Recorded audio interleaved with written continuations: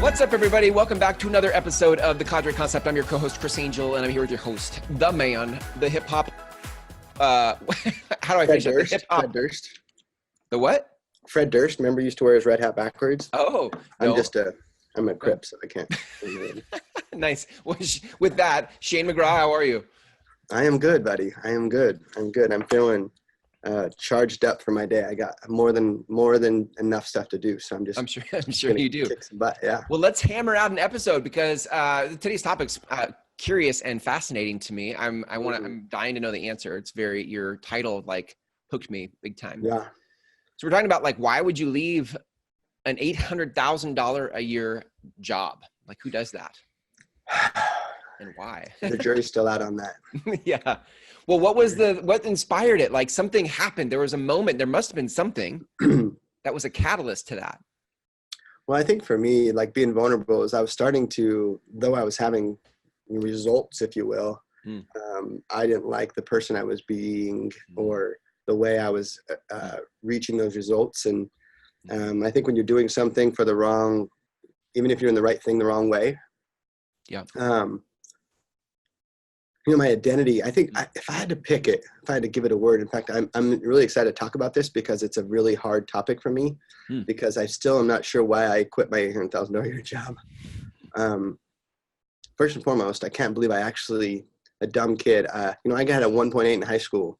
And when it was about 3 months to graduation, my guidance counselor called me in and she's like, basically my interpretation was, we don't want you here anymore. We're trying really hard to figure out how to get you to graduate. If you do these two things, I have everybody on deck to help you. We'll graduate you. Wow. And, my backstory at that time was that I worked a full-time job at Albertsons. So what I would do is I'd go to school and then right at the end of the day, we'd get out at 1:55 or something. And then at 2:30 or something, I'd walk over before I could drive over to Albertsons, which was 3 blocks away. And I would start working and I would work until 11:30, 12 at night. And then I'd do it every day.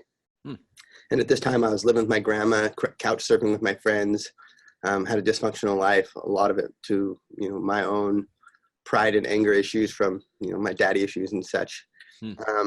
So I learned early to work hard. That wasn't the hard part. I mean, I learned that, but working hard on myself was not one of the goals, So I spent a lot of time going through my drifted phase, just being an idiot and emotionally charged and then angrily charged. And that didn't never bear too many quality pieces of fruit for me.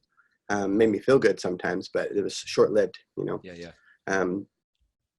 And then I navigated to this driven phase of my life where I became very goal-oriented to kind of prove everybody wrong, to break the mold, if you will, to force a new outcome. So I became very driven in my actions. So remember the head and the heart and the hands and the habits. Yep. My hands and the habits were very much driven towards results, but my head and the heart wasn't right.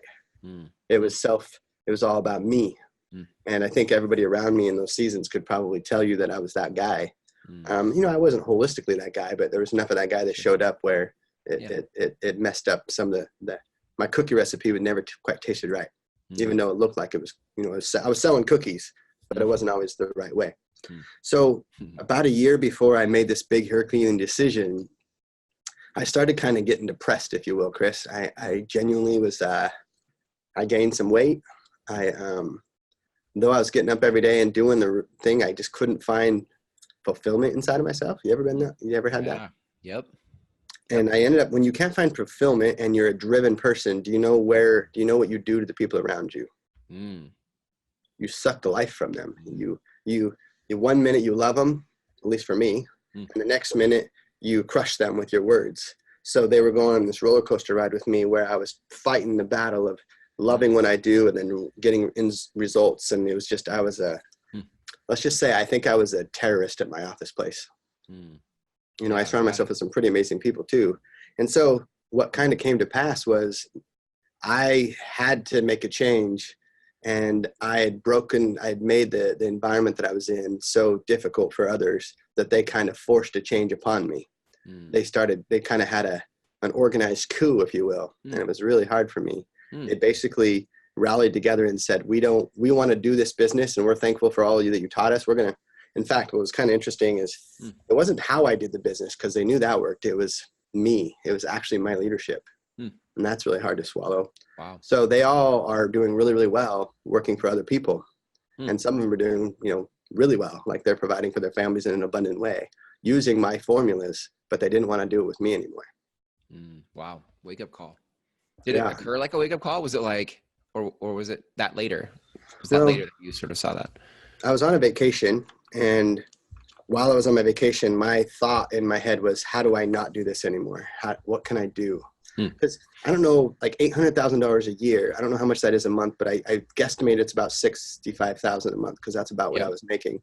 Right. So I had this vision that I had to make $83,333.33 a month, which is $1 million a year. And I wasn't satisfied with anything until that happened, because that was like my thing. That was my driven season. It was all about being a millionaire earning in 1 year. And I actually crossed that mark several times if you added all my stuff together.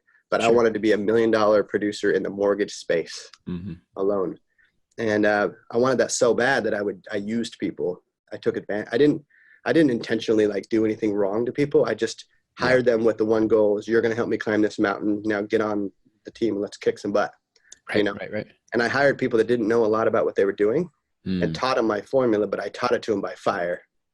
I just threw them in and said, sink or swim. By the way, I do more loans than anybody else in the area. Good luck. Wow. Yeah. Wow. So I think what I kind of did is during this vacation, it's almost, it's hard to tell, but I was trying to figure out how to quit them, and they were trying to figure out how to quit me. And when I got back, they put the ball in motion for me. I didn't have to do it. Wow. One of them had and I hope he watches this video someday, because you ever been in one of those spaces where, I don't really hate very many people, but there's a couple people I'd like to punch and then, and then help them up, just so they know that there's, you can't just do whatever you want and get away with it. Right. Yeah. Because I could get attorneys and I could try to defend myself or whatever, but it's energy that's not well invested. Yeah. It's like drinking poison, waiting for the other person to die. Right. Yeah. So I just have to forgive and forget and move on. I get to do that. It's part of my character development.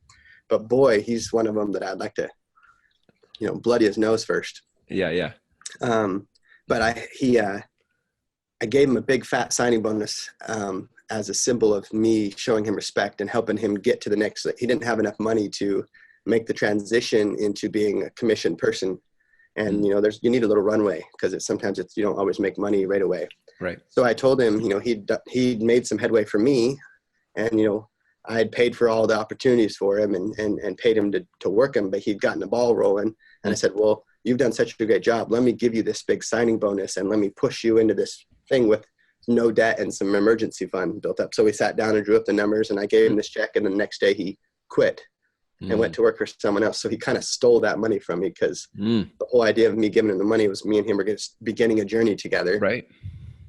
And, that was kind of the last straw for me. I just gotten that hurt a lot. Yeah. So, I sat down. Yeah. And, this is 6 months to look back I'm giving you guys right here. Yeah. Why do you quit $800,000 a year job? It's because I was without purpose. I was climbing a ladder, but it was against the wrong house. And I knew it, but it was working for me. I had to maintain that for 5 years, and I get to retire a millionaire and never have to work again. Right. And I figured, I'll just stick it out. I had this thing, when I turn 40, I'll quit. But that's not how it works, right? And then you're like, no, when I turn 45, I'll quit. Not if you're a builder. If you're a vision guy, like, I think our work is our self-expression, Yeah. Oh, that's good. So $800,000 a year job, all intents and purposes on the outside, looking great. We've all heard this story. On the inside, not happy. Right. My loved ones were concerned for me. I was extreme highs, extreme lows with my emotions, knowing that I was out of whack. My 7Fs were all over the place. And I decided that I was not going to do one thing. Well, if you know me, remember I started working in high school? I've never not had a job, and I've never not been all in. Yeah. So for me to not have a job, like my wife's looking at me like, who are you? Were you getting bored? She kept waiting for me to like take a pill and get over it and get back to work or something, and I couldn't. Right. I mean, I took pills to try to get my equilibrium right. I became addicted to energy drinks so I can keep up the tempo, and I still struggle with energy drinks. If I'm being honest with you, I'm better than I ever was, but I'm still need them from time to time, I think. Yeah. So in vulnerability, I quit because I needed passion. I needed a purpose. And I recognized that this next chapter,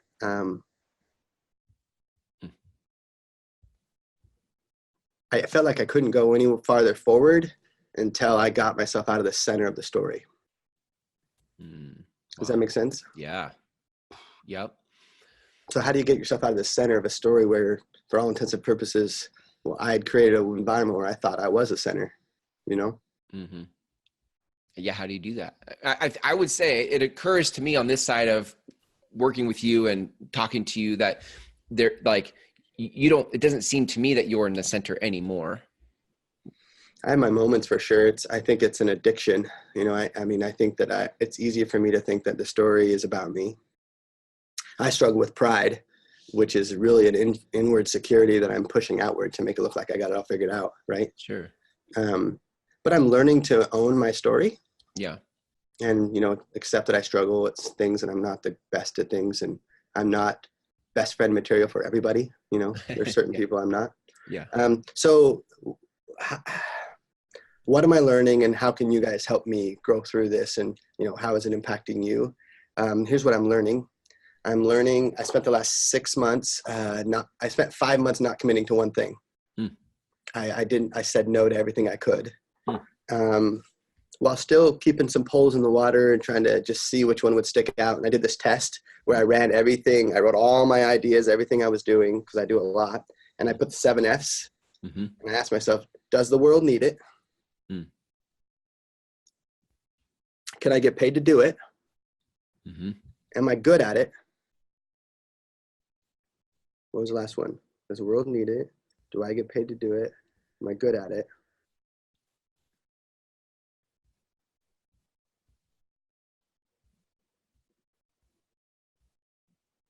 Oh, there's one more. It's important because it's a quadrant.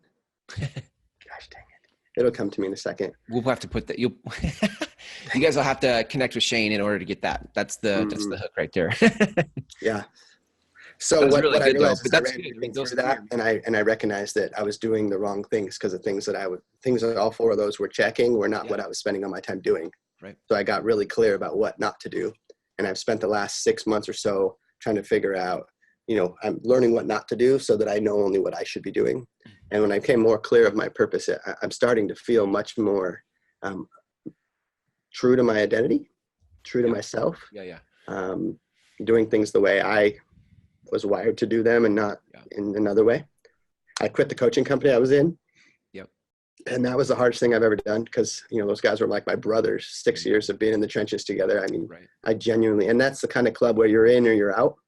So I knew if I was out, I was really out. Right. And I mean, we're still buddies, but we just don't have the same, like, we're not on the same team anymore. You know, it's like you play baseball with the team for 5 years or 6 years and you're still a baseball player, but you're not on the team anymore. Yeah. You get traded some other places. So what would I say I learned from this? I think I'm learning, but something I think that everybody could maybe some introspective stuff that you could do is, you know, are you good at what you're doing? Do you get paid to do it? Do you love it? And does the world need it? That's all 4. Yeah. Yeah. There you go. Nice. That's all 4. So if those questions are yeses, then you should do what you're doing. If they're not, I would tell you on the other side of that big decision is freedom. I know I'm feeling a lot more free than I ever have. Feeling a lot more at peace with the decision. And now I think my identity was my job. And now my identity is me while I do my job. Yeah. Does that make sense? Is that different? Yeah. Listen, I just think it's who I am, not what I do. In business, I think business and working for ourselves attracts people who hustle and grind and get it done. And in that hustle and grind, we produce results. And as we produce results, it's easy to attach identity to like the work we do is who we are, right? That's just a part of what the evidence we build as we go. And I think big thinkers that want to make impact in the world at some point will get to a place where they hit a wall and they're like, this, just like you did, where it's like, this doesn't feel like me. Like I was in my driven mode. I was drifted. Now I'm driven, and I hit a wall and I'm like, there's something more, there's something else. And I think that it requires a reinvention, like you're speaking of, right? You've gone through a reinvention. This would be great for future episodes, like sort of Great for what? unpacking. Another episode? What's that? Another episode, is that what we said? Yeah, just unpacking like the reinvention thing, because I think that's a big deal for a lot of people. And I think it requires a lot of honesty. I think one of the things I've come to know about you is you're very honest about yourself, which makes just loving you and making, you know, that much easier, makes your credibility that much easier because you're just really honest about it. Thank you. But I think a lot of people aren't. I think it's very scary to be honest. It is for me. You know, when you're, for me, this is my vantage point. Maybe it's a limited thinking, but when you put yourself out there, lots of people, you know, formulate an opinion, yes or no. It's never a gray. It's always like, I like that guy or I don't like that guy. So if someone says, oh yeah, I'm meeting with Shay next week, they're like, oh, I love that guy. Or it's, oh, you sure? Right. I've never understood why they would say, you sure? Because I'm doing my best to be my best, you know? Right. But I realized that I am putting myself out there for people to decide. And I've had to put a less weight on people and their overarching. I think the standards of others always finds me falling short. So I've had to invest my energies in finding my validity in things that are more in my convictions, and then surround myself with a handful of people that can speak into me. You know, I have one of my best friends, his name's Johan Bester. I call him Joe Bester, and he, the best thing that's ever happened to me from a friendship standpoint, he's genuinely like my best friend in the world. And one of the reasons he is because he genuinely seeks me out and makes me be raw and true. And he hugs me and then won't let go. And he does little things, and he doesn't really care about what I do for a living. He cares about who I am, and he requires that I do well. And he speaks into my life with a glass half full mindset. And I think to myself, man, if I can only be half a friend to others that he is to me, I mean, I could do. So when he says, Shane, I'm disappointed in your decision making, which he does sometimes, I'm able to sit back and go, okay, because he's someone who has a voice that I'm willing to hear. Yeah, it's a vulnerable position where I can grow. So if you don't have a couple buddies that you're allowing to speak into your life, and maybe, you know, for a long time, you know who my buddy's been, Chris? Books, CDs, podcasts. Yeah. I mean, my brain has always been different from my peers, and I had to seek it out. So I think if you're listening to this podcast and you want to go on a journey with crazy people like me who, I'm just trying to create something bigger than me. And I recognize that I just can't bury what's inside me. So I'm putting out a podcast. I'm putting myself out there. I'm allowing myself to be vulnerable, and which I know inherently will have criticism, but I know that it'll open the door for people like me in that wave I always talk about. Yep. That'll go, hey, you know, can we connect our minds? And it's already happened already. There's already a groundswell happening with people reaching out to me that think different. Yeah. You know? Yeah. So good. So it's pretty fun. That's the reason you would quit an $800,000 a year job. I think that's it, for purpose. Purpose is the deal. Alignment, congruency. Yeah, that's it. Is it, Chris, in your mind, do you think if you quit an $800,000 a year job and got yourself an $800,000 a year passion, could you do a 1-for-1 switch? You mean like, or purpose? Like, because I don't have to forego profit in order to do what I'm passionate about, do I? Or what I feel called to do? Nope. Or would you say it would come more naturally and freely in the sense of it? What's your mindset on that? I think it comes more naturally because of it. I believe that we produce our best results and we're most attractive to people. I mean, the exchange of a dollar happens in an attraction. There's an attraction for something that you have that I want. I think attraction happens better when you're being congruent, especially, and I'm kind of calling this day and age the tribal economy, especially in the tribal economy. Like we want to know, like, your transparent, the currency in the tribal economy is transparency, authenticity, and vulnerability. Like I want to know that that's who you are. And if you are, then I want to do business with you. I want to hang out with you. I want to go with you wherever you're going. That's what I think. I think I agree with that. I mean, have you ever been in a relationship with someone who doesn't have those three components? It doesn't feel right. No, it's, You know, I know you're sloppy. You don't have to hide it. You know, right. You know, I'm right. sloppy. Yeah. Well, Chris, today's a unique day. I have a heavy, like, I woke up this morning knowing that today, no matter how hard I worked, I wouldn't be able to get to the end of the pile. And I'm learning to like be present where I'm present and recognize that the pile, you know, inherently my pile is always bigger than what I can get through. And so now my formula is not so much can I get through it, it's can I lead through it? Can I invite other people onto my mission and help them? You know, there's a pastor named Andy Stanley, and I'll leave you guys with this thought. Yeah. And he said he was one of the best youth pastors in the country if you counted his attendance. But he said he was one of the worst because he thought that he had to do all the preaching, he had to make all the marketing, he had to set up all the chairs, he had to be in a relationship with everybody. And he was secretly miserable doing something he loved because he wouldn't allow others to help him. And when he realized that he said that he met and I'm paraphrasing, but he said he met a gal, and the gal was like, you know what I really love? I love to set up chairs. And he was like, you do? She's like, yeah, I love being behind the scenes, serving people. It's how I'm wired. I don't want to be on the stage, but I want to make sure there's plenty of seats for people that listen. So this person showed up and took that off of his plate. And he said he realized that he had been doing it wrong the whole time. Wow. It's how many hands could he get to reach the work? Because every hand for the people, by the people, every hand, the person investing gets to grow and the person receiving gets to grow. So the more people you can get investing and the more people receiving, the more global impact something has. And now his goal is to have as many hands as possible to where he has little to no importance. And his goal is just to bring in new people, empower them to be good at what they're good at, and then let them own that part so that he can own his part. Wow. So I'm learning that my pile will always probably be bigger because I'm that kind of person, but my ability to raise my hand and ask for help and allow others to help me without controlling it and making it about me, I think I'm still new to this, but from what I can tell, I do better when I raise my hand and ask for help in a way where people can help me. There's a way to ask for help that says, hey, will you do this my way?